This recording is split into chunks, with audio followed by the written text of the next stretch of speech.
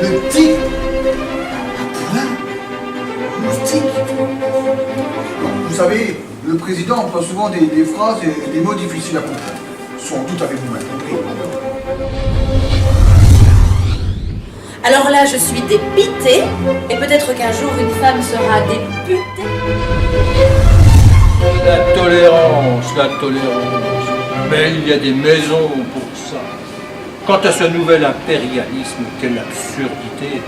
Vouloir imposer notre civilisation à des races inférieures.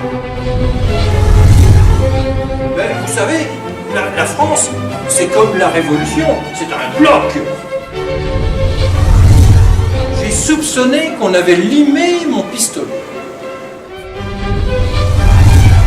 L'honneur, vous savez, c'est comme la virginité, ça ne sert qu'une fois.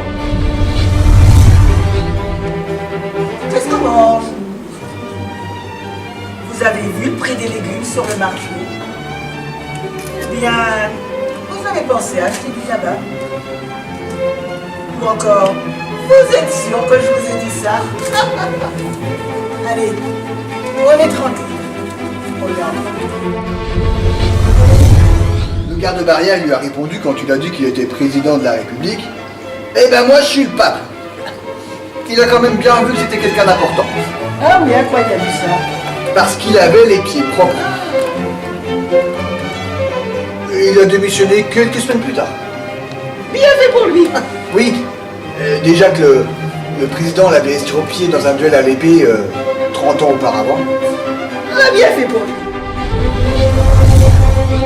Vous savez ce que c'est, l'Angleterre? Je lui réponds que c'est une île. Et il me dit, ce n'est rien d'autre qu'une colonie française qui a mal tourné. Vous savez, Albert, finalement, l'anglais, ce n'est jamais que du français mal prononcé. Ce n'est pas tant l'honneur de Dreyfus que je défendais, mais bien l'honneur de la France.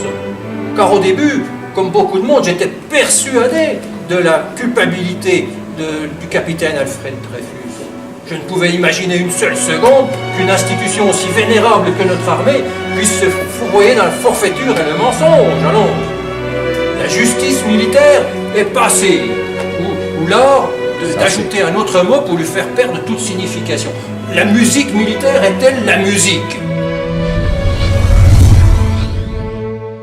Vous êtes, a-t-on entendu partout, un tombeur de ministère. Vos discours sont autant de flèches mortelles pour vos adversaires. Plus rien ne vous résiste. Combat pour la laïcité, pour l'école publique, contre la colonisation. Irréductible, aucune tolérance.